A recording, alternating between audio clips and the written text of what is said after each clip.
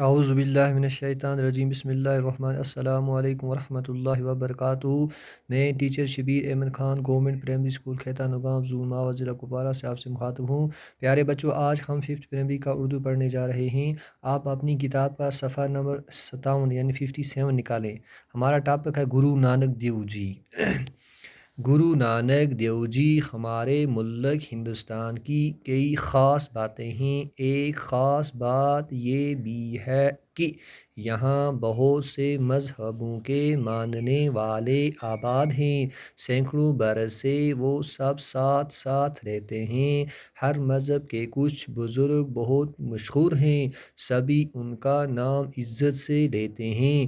ایسے ہی ایک بزرگ گرو نانک دیو جی ہیں۔ گرو نانک دیو جی ہمارے ملک ہندوستان کی کئی خاص باتیں، ہمارے ملک کی کئی باتیں ہیں نا، استے ملک کی کئی خاص گلاں ہیں۔ ان خاص گلاں بچ ایک گل یہ بھی ہے کہ استے ملک بچ مجھ قسم دے مذہباں کو مننے والے لوگ موجود ہیں۔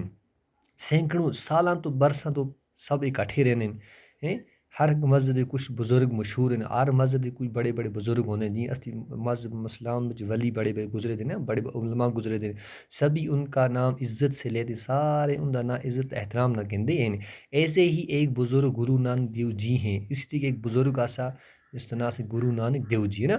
بچوں اب آپ کو کیا کرنا ہے، پہلے سب سے یہ ادھر یہاں سے آپ کو پڑھنا ہے نا، پورا پڑھ کے یہاں تک اس کو، اس کے بعد آپ نے جو اردو صفحہ کاپی ہے اس پہ لکھنا ہے، ٹھیک ہے۔